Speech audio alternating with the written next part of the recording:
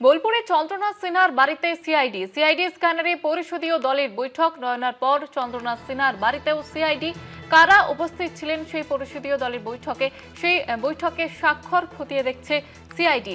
এবং এরপর নয়না কুণালের পর এবার চন্দ্রনাথ সিনহার বাড়িতে সিআইডি এবং সেখানে পুরো বিষয়টি খতিয়ে দেখা হচ্ছে।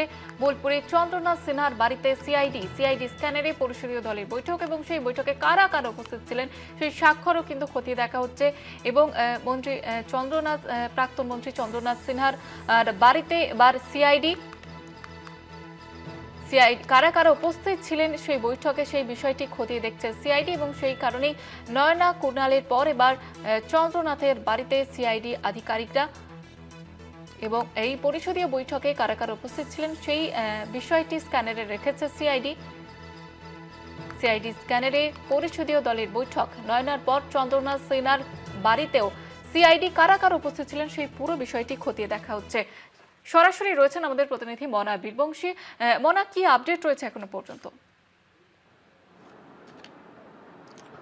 দেখো, আপডেট রয়েছে বলতে তুমি জানো যে নয়না বন্দ্যোপাধ্যায় কুণাল ঘোষের পর এবার বীরভূমের বোলপুর বিধানসভা কেন্দ্রের তৃণমূল কংগ্রেসের বিধায়ক তার বাড়িতে এদিন 7 সকালে রাজ্য সরকারের যে তদন্তকারী সংস্থা সিআইডির একটি প্রতিনিধি দল তারা সরাসরি চলে আসেন তার বাড়িতে, অর্থাৎ বোলপুর তৃণমূলের যিনি বিধায়ক চন্দ্রনাথ সিনহার বাড়িতে, এবং তার বাড়িতে তার সঙ্গে দীর্ঘক্ষণ কথা বলে। তুমি জানো যে তৃণমূলের বিরোধী দলনেতা যে নির্বাচন পরিষদীয় কমিটির পক্ষ থেকে, সেখানে কারা কারা উপস্থিত ছিলেন এবং সেই সই আদৌ নকল কিনা সেটা নিয়ে ক্যাম্পেইন হয়েছে, সেই অভিযোগের ভিত্তিতে এই তদন্ত প্রক্রিয়া কিন্তু শুরু হয়েছে। খুব স্বাভাবিকভাবেই এই মুহূর্তে আমাদের কলকাতা টিভির মুখোমুখি চন্দ্রনাথ সিনহা, যিনি বোলপুরের তৃণমূল কংগ্রেসের বিধায়ক, তার সাথে কি কথা হলো এই সামগ্রিক বিষয় নিয়ে আমরা জানবো।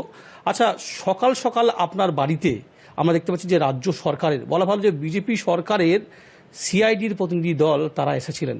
আপনার সঙ্গে কি কথা হলো, কি জিজ্ঞাসা, আপনি কি ছিলেন, কি বলুন? দেখুন, সকাল বলাটা ভুল।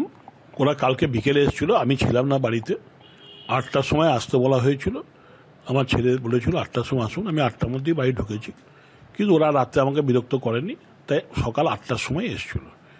এসে তাদের একটাই প্রশ্ন ছিল যে ওখানে যে 6 তারিখে যে মিটিং আমাদের হয়েছিল সেখানে তো আমরা যে সই করেছিলাম, যেহেতু ক্যাপিটাল লেটারে সই করেছিলাম, সেইটা একটা সন্দেহ থাকতেই পারে, ক্যাপিটাল লেটার সই হয় না। কিন্তু সেদিন যেহেতু বলা হয়েছিল ক্যাপিটাল লেটার লিখতে, আমরা ক্যাপিটাল লেটারেই সই করেছিলাম। তো সেইটাই যার কনফার্ম হতে এসেছিলো, আমি বলেছি যে হ্যাঁ ওটা আমার সই, ব্যাস, চ্যাপ্টার শেষ। ওনারা খুব ভালো ব্যবহার করেছে এবং তারা চলে গেছে। বিষয়টাতে তো অত্যন্ত নজিরবিহীন একটা ঘটনা। এ ধরনের পরিবেশ কিভাবে তৈরি হলো? আপনি দীর্ঘদিন ধরে, আপনি তো তৃণমূল কংগ্রেসের 2011 সালে মানে পরপর 3বারের চতুর্থবারের জন্য আপনি বিধায়ক হলেন, আপনি সেখানকার পরিবেশ সামগ্রিক বিষয় নিয়ে অবগত। এই পরিবেশটা তৈরি হলো কিভাবে, কি মনে হচ্ছে? দেখুন, সেখানে আমরা রাজ্য রাজনীতি আমরা করি না, সেই জন্য রাজ্য রাজনীতির ব্যাপারটা আমি কিছু বলতে পারবো না। সেই জন্য এটা কেন হলো, কী জন্য হলো, সেটা কলকাতায় কী ব্যাপার হয়েছে সেটা আমরা কিছু জানি না। তো সেখানে আমি কি মন্তব্য করব? আপনার কাছ থেকে মূলত রাজ্যের যারা সিআইডি তদন্তকারী অফিসাররা এসেছিলেন তারা কি জানতে চাইলেন এবং কি কথা হলো? ওই সইটা যে আমি করেছি কিনা এবং কেন বোর হাতে সই করলেন, এই দুটো প্রশ্ন তাদের ছিল, আমি তাদের যথাযোগ্য উত্তর দিয়েছি। এই যে ক্যাপিটাল লেটার আপনি বলছেন যে সই, এটা তো যথাযথ সঠিক পদ্ধতি নয়, তাতেও সেটা করা হয়েছে, এই বিষয়টা নিয়ে কি বলবো? সেটা আমরা জানি, যারা আমাদের কি বলবো, কেন করতে বলেছিল আমরা জানি না, নিশ্চয়ই কোনো ব্যাপার ছিল। আর এই যে তদন্ত প্রক্রিয়ার বিষয়টা নিয়ে আপনি কি বলবেন? বাড়িতে আসছে রাজ্য সরকারের তদন্তকারী গোয়েন্দারা, কি বলবেন এই বিষয়টা নিয়ে? না, এখানে একটা হিয়ারশিট থানা একটা কেস হয়েছে, সেই কেসের দায়িত্ব সিআইডিকে দেওয়া হয়েছে এবং তারা আমাকে নোটিশ করেছে যে আমরা যে এনকোয়ারি করতে আসছেন সে নোটিশ করেছে। সে নোটিশটা ওরা আগে করেনি, এখনই বসেই লিখলো যে আপনাকে একটা নোটিশ দিতে হবে, আমাদের নিয়ম। আর আমার ঠিক আছে, এবার তার উত্তর আমি দিয়ে দিয়েছি। কোনো ডেকে পাঠানো হয়েছে বা পরবর্তীকালে কোনো রকম তদন্ত?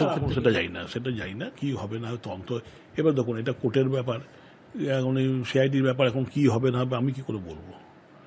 যখন হবে তখন দেখা যাবে। এটা কি রাজনৈতিক কোনো অভিসন্ধি দেখছেন আপনি? সেটা আমি কোনো এই ব্যাপারে কোনো মন্তব্য করবো না। বুঝতে পারছো যে সরাসরি আমরা বোলপুরের তৃণমূল কংগ্রেসের বিধায়ক তৃণমূল সরকারের বিগত 15 বছরের মমতা বন্দ্যোপাধ্যায়ের যে মন্ত্রিসভা, তার সদস্য তিনি ছিলেন। সেই চন্দ্রনাথ সিনহার বাড়িতে এদিন সিআইডির দলের প্রতিনিধিরা এসেছিলেন। কি কথা হলো তিনি কিন্তু সরাসরি আমাদের কলকাতা টিভির ক্যামেরায় কিন্তু ব্যক্ত করলেন, সেটা কিন্তু বলা যেতে পারে। জয়িতা, একেবারে ধন্যবাদ জানাবো তোমাকে মনে